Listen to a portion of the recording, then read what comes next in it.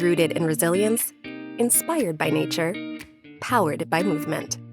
The podcasts where healing meets empowerment. Let's rise and thrive together. And now, here are your hosts, Scott and Melissa.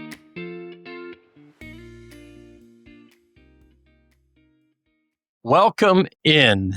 Now, you don't know this, but this is take 3 due to some technical issues. And if you see us giggling and laughing, we are making light of the fact that these things happen.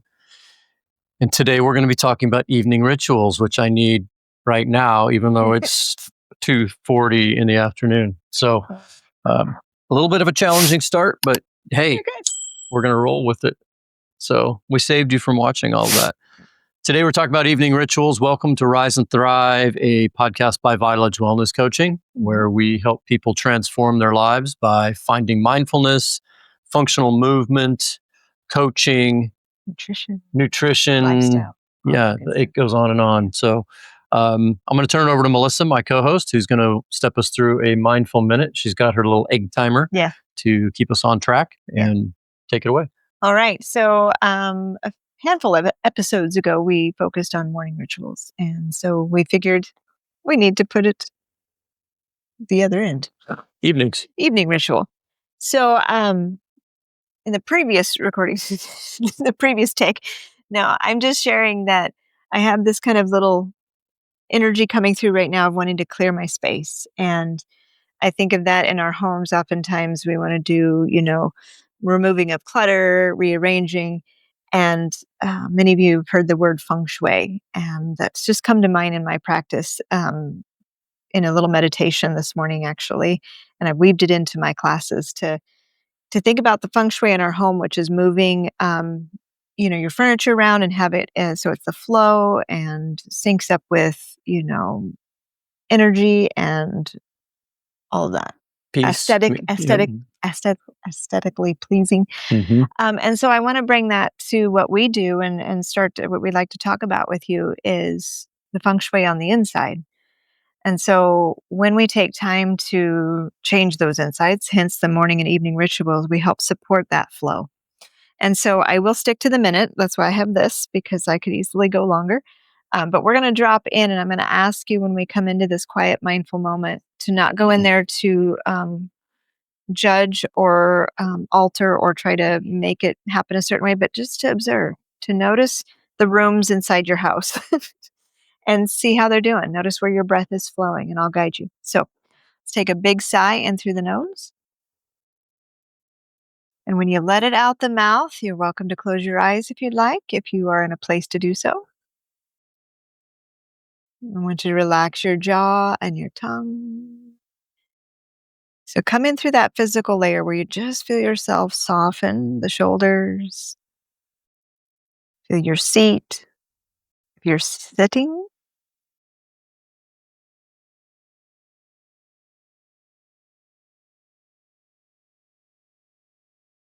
and as I mentioned, just drop in with that next exhale without really controlling it, just noticing it.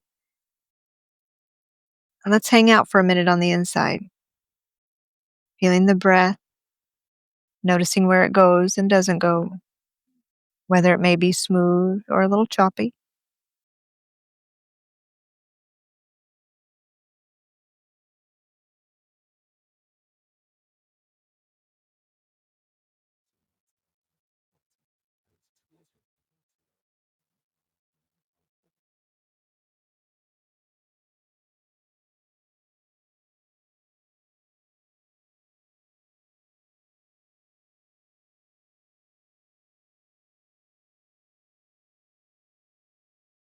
And even if the mind drifts a little bit, just bring it back.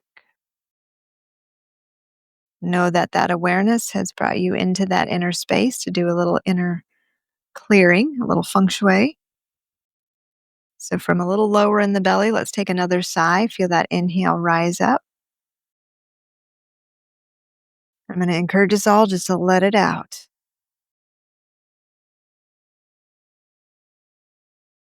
You're welcome to open your eyes when you are ready, if they were closed. Very nice. Very nice indeed. I know, let's just hang out. Yeah.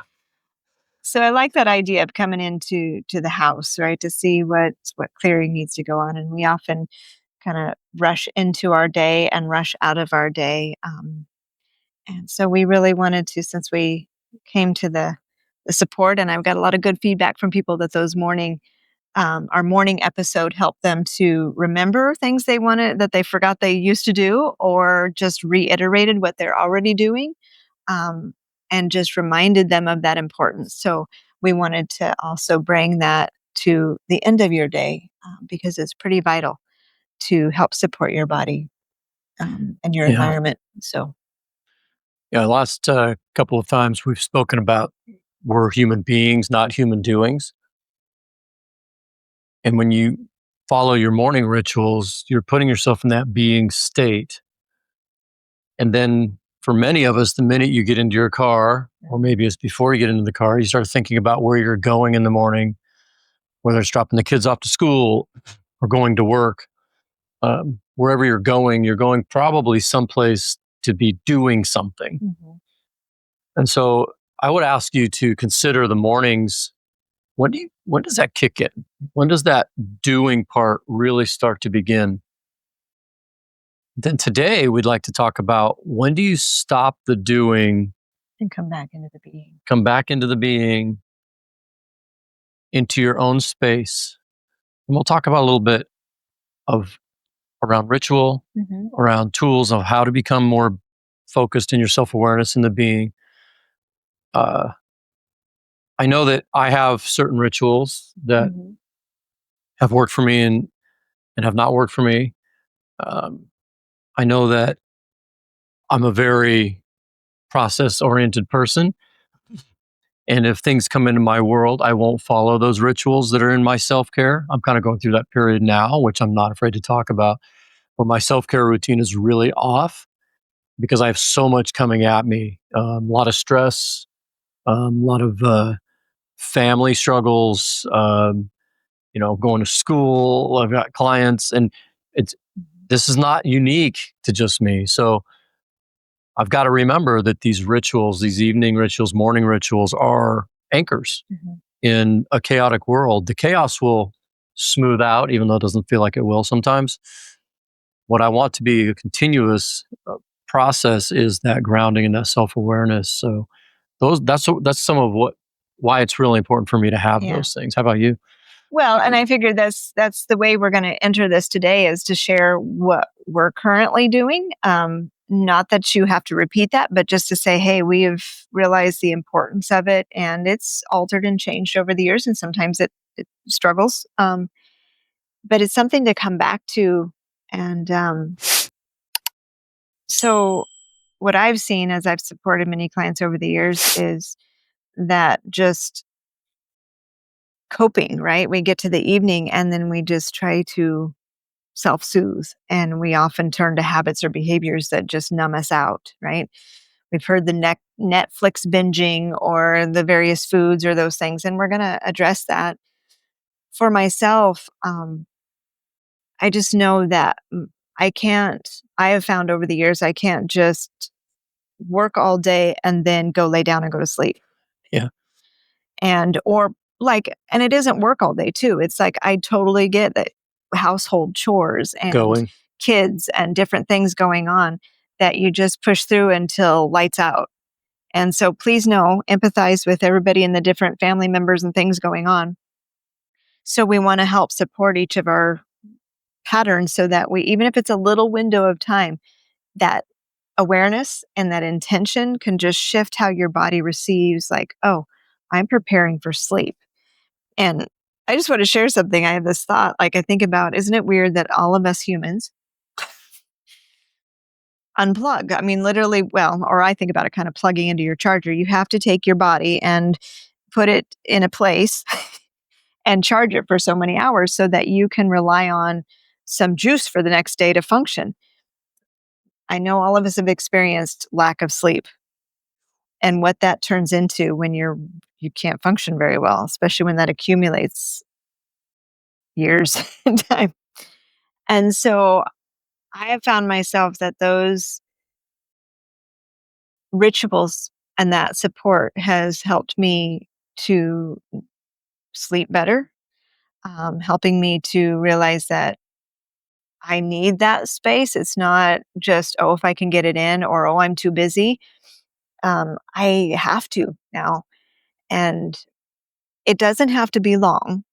And that's where I want to help support each of us. We want to find the rhythm that works for you. So we're going to have a lot of suggestions. And you get to play with picking one or two of those and seeing what it feels like in your schedule and in your life to start to do that just as an anchoring moment. Um, so my evening begins by deciding to like shut the computer down and to not. What time do you usually do that? Well, honestly, with the computer, because it's work, I've actually weaved it back to about 3. I know this sounds weird, but I've committed now. I have my workout time at 3:30. So 3:30 to 4:30 is my workout time. And then, as you know, not in the too distant past, I used to come back home and get back on the computer and work till late and keep doing files and stuff like that. So Hence this, why I asked the question. I know, because this has been a work in progress, right? I've had to commit to, okay, shutting it down. And we know working from home, I've also, this is my workspace. And so it's like, okay, I put a divider up and I'm getting better about like that line of stepping out of the room. Now there's still the other devices, right? Cell phone goes around with you. You can do all your work on the cell phone, a lot of that. So committing to not getting on that, putting that aside and, plugging it into a place that doesn't make it as accessible. I heard a little saying that if you can't walk around your house without your cell phone, there's a little bit of a situation there, a little bit of a habit and a addiction going on. I choose not to. I choose not to. So a question for you. Yes. I don't want to interrupt your flow. I know, because I've got the rest of my evening to go. What has been the result of you shutting off your computer late afternoon? Because we're not talking about, and not everybody's going to be able to do this, right? You're not going to be in your office working for someone and shut your computer off and say, well, this is part of my evening ritual. But whatever that is for someone else, what has been the benefit for you since doing that? The immediate effect? Oh, well, immediate is just relief. And I don't want to say that I don't enjoy my computer time, and I do a lot. As many of you know, I work from home and I work a lot of Zoom time. And so it's a break for my eyes and my body. And deciding that that was a priority for me. You're welcome. Thank you. With support, coaching, thank you. That it gives me more bandwidth for life, for doing other things. What kind of other things? Well, I was going to say, I've been raised like my pattern has been work. And if my kids don't need me, what do? I fill my time with, I can go back to work. Get caught up. Well, get caught up, but I love what I do. And I'm always thinking about my clients and doing that kind of stuff. But I realized in order to be better for my clients, I need to take time where I'm not addressing my paperwork or charting and so I've seen a relief and I've seen other things come into play.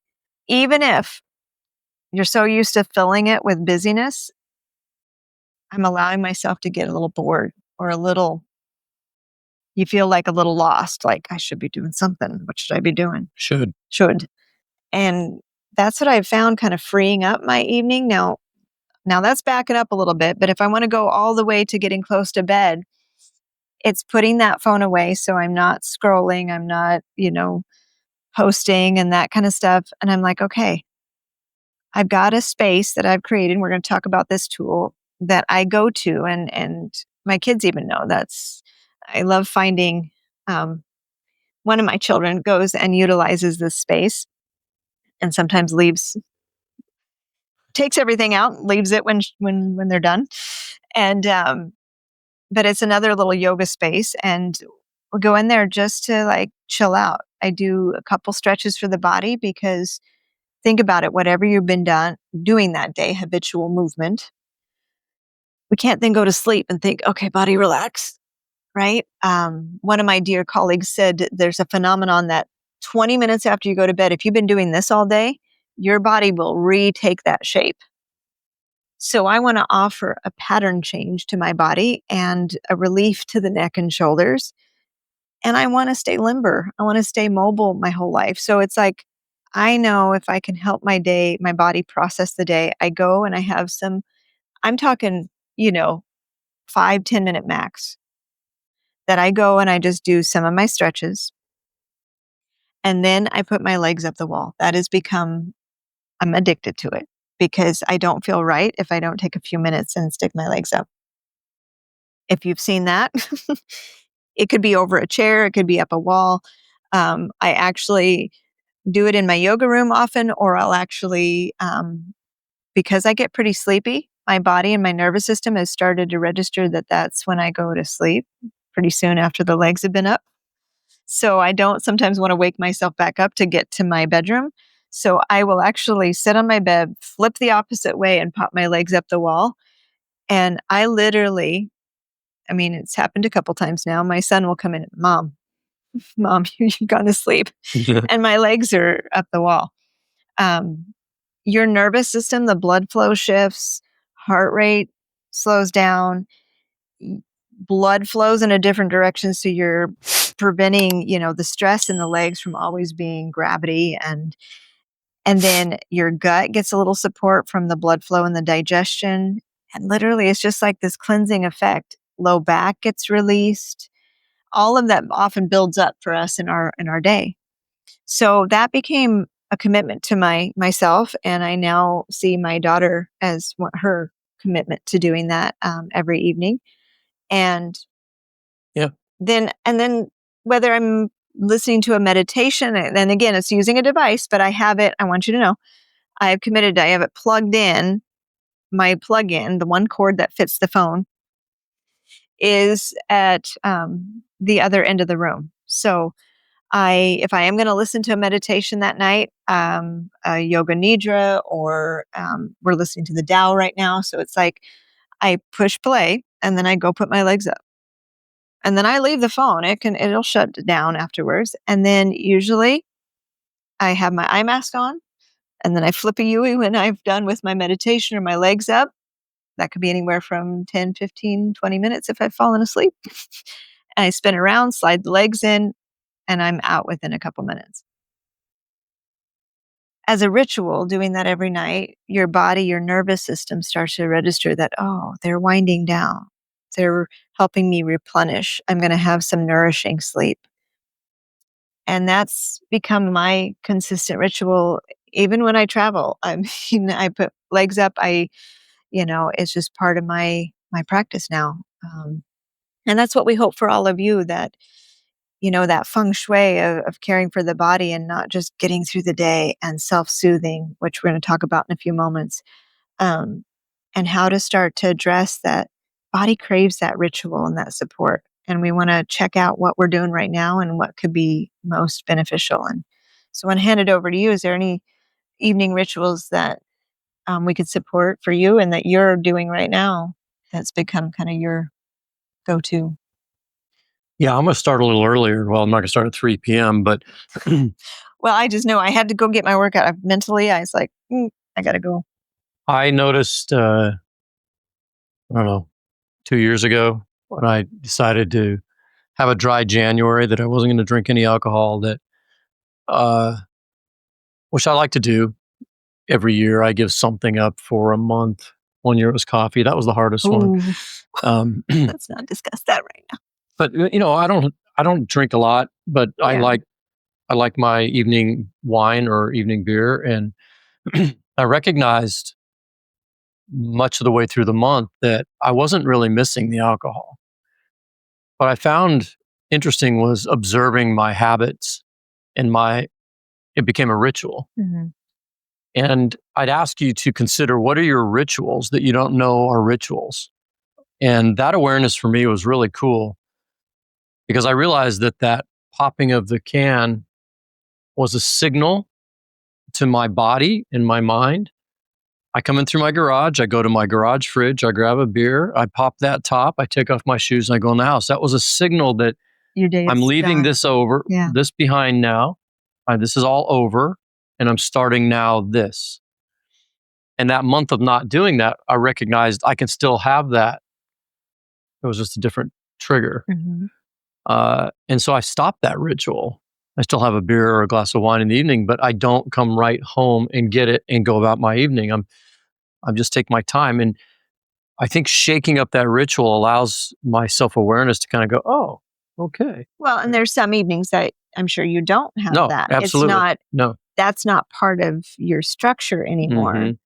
Because we know that occasional glass of wine,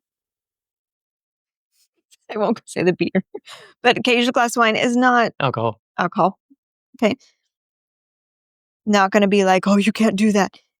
But we know the health effects over time. And we're all bio individuals. So it is a toxin to the liver and to the body. And so it is a bit of a stress, even though it might feel like it's relaxing. So we want to not put anyone down for that behavior. We just want to help recognize, are you utilizing some things to self-soothe and rituals that could be harming your body that you can shift so that more of those healing rituals come in, and then that occasional glass of wine or whatever can be done intermittently versus something that you rely on to tell your body that your day is over, that Yeah. you can relax now, that you're okay, that because I know for a lot of us, we've stressed all day and we go home, it could be alcohol, it could be food, right? You overeat at dinner, or you call it like, carb load. What do I want to say? Oh, here comes the cat. Pardon me. I got distracted. Martin. Um, carb coma. That's what I'm saying. Oh, yeah. Because then if you have your body, that little blood sugar, and then you just drop because you think, oh, now I feel good, but you're actually putting more stress on your body. So that's a little side note there, but I want to just offer that for us right now to pause and to think about, like, what does my evening look like? What are my rituals? Do I walk into the garage and get that glass of wine or can of beer? You made me flash back my dad coming home, the fridge in the garage. Just don't judge. Box wine would be in the fridge, and that when he'd get home, pour, or it would be a can of beer. And I remember that was part of his ritual. And, my dad used to smoke too. And so, I think about that, and yeah, it was Yeah. a comfort to him. He had a hard day at work, and I want to back up a little bit too while you're thinking about what you do. We mentioned about, like, having the beginning of the day of being and then turning on the being at the end. I want to clarify, that doesn't mean we want you not to be during the day. We don't want you Not to at turn. all. We don't want you to turn into a doing all day long, where you're neglecting yourself, because that's where we get into trouble too. Yeah. Where our body we don't have the bandwidth or what I want to say, the word is escaping. I Capacity. still have travel brain. What's the word? Oh, it's gonna bug me. Mm, Arvin will edit this part. Arvin will edit this part. Okay, it'll have to come back to me. It's gonna bother me now. Dang it! But Okay, let's pause. let's pause. Arvin, you need to do some editing Yeah, here. just clear that out. We need to bring it back over here. Okay. We went on a rabbit trail. You asked me to share. And then now you're on a rabbit trail about alcohol and the effects of alcohol and doing. doing and being. Okay. Yeah. So let's, Arvin, Yeah, just we need you for this. clear that out. We need to Okay. make sure we're giving them the flow we told them we're going to give them. Okay. Oh, yes, because we only have 10 minutes. Okay, restart. Okay. So my evening rituals changed after I understood my trigger mechanism of walking in the house and cracking that beer. And I replaced it with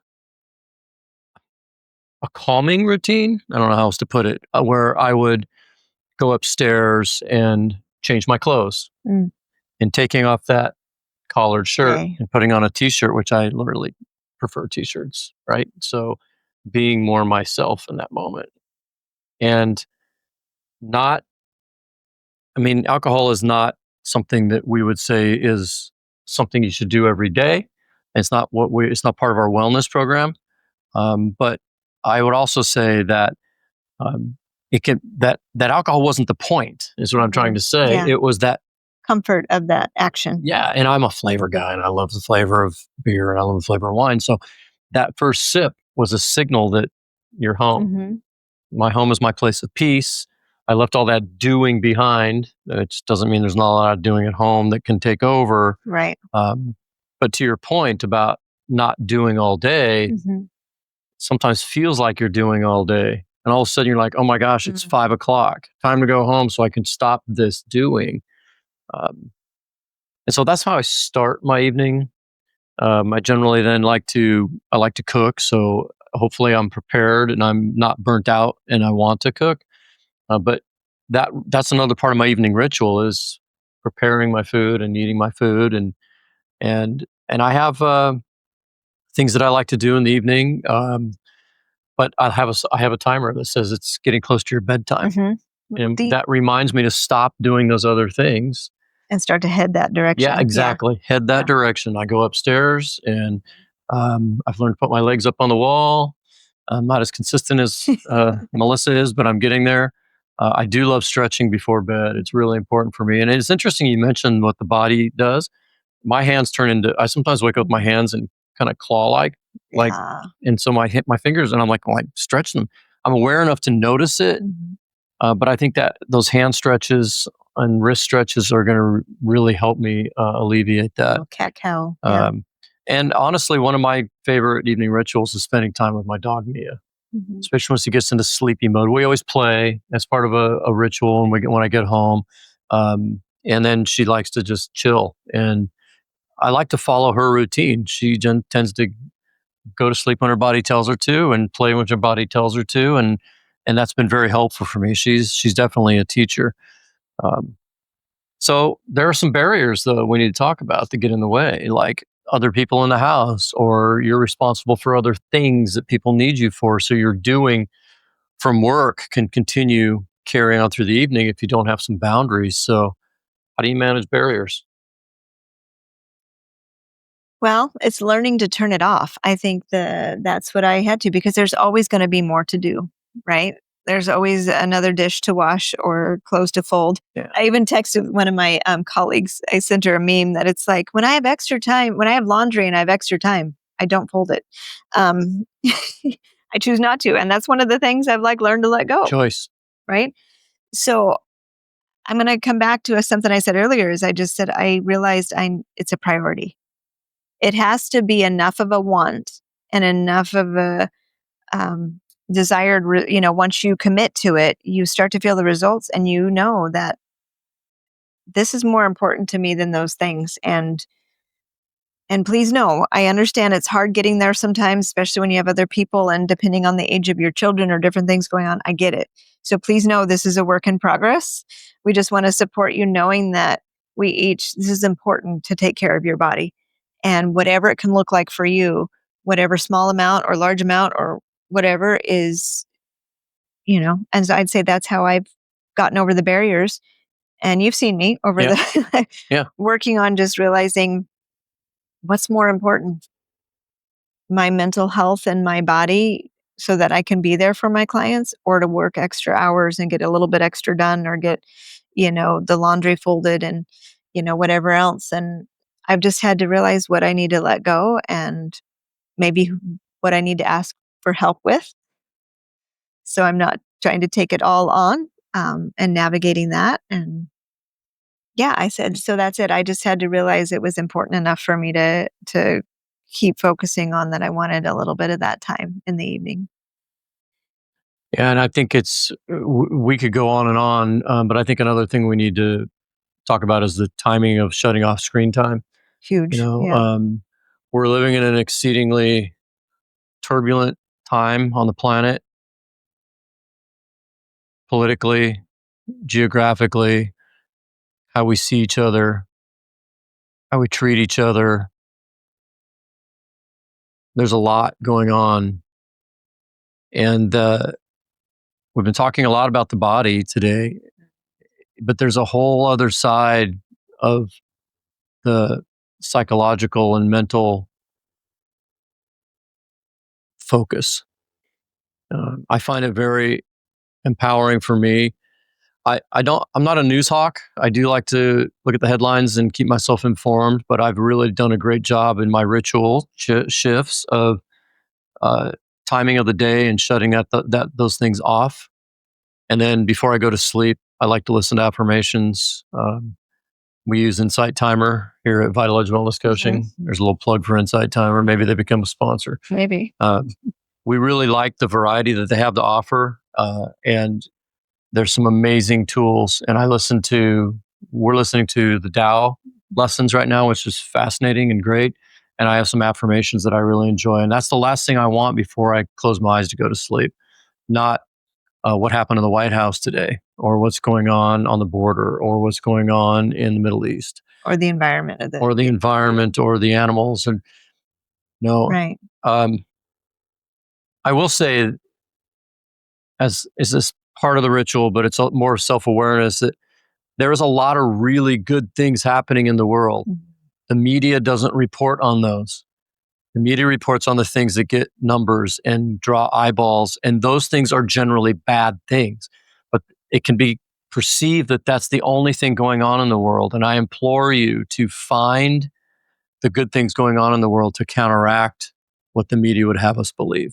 Okay, I'm off my soapbox. There you go. So, well, I come back to your evening to say, okay, so when it comes to device time, having that line like, okay, being off your computers and off, because we know now neurologically that stresses the body. And so we want to give you some tools here to kind of create that space around you that helps lead to some of these good bedtime rituals. So not having a lot of technology in your room, like not the TV or, even if you do have your phones, if that's your only source, because landlines don't exist much anymore.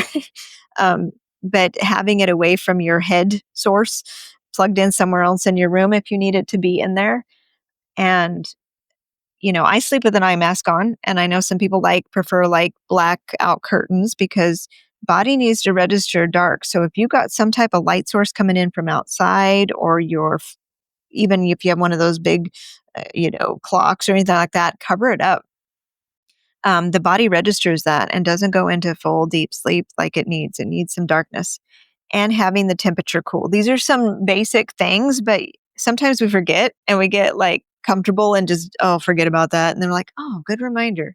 Mm-hmm. So a cool room, offering, ideally technology, we want to say 90 minutes to 2 hours, but it's like if you can just start with a half hour to an hour, work your way up. Because you'll crave it. You'll crave more of that. Turn down a lot of the overhead lights. Right now, we've got the beautiful daylight still in the evening. So not in the Pacific Northwest. In the Pacific Northwest, yes.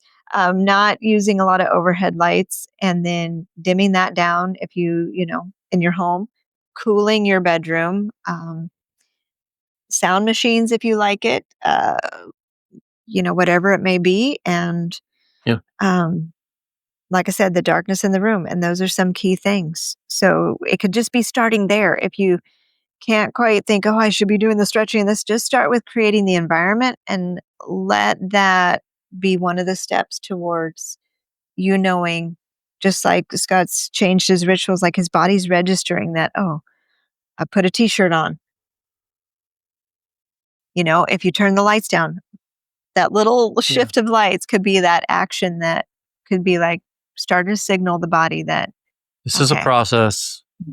It is. Small steps lead to bigger results versus big steps that don't last. So I think, in closing, some tools that are helpful are, obviously we're yoga people and we really believe in it. And so stretching before bed, some mindfulness time, shutting down the screens, looking at your space. Melissa just talked about your space, really important. Plants in a room are really helpful for recycling air and helping you. Snake plant is really good.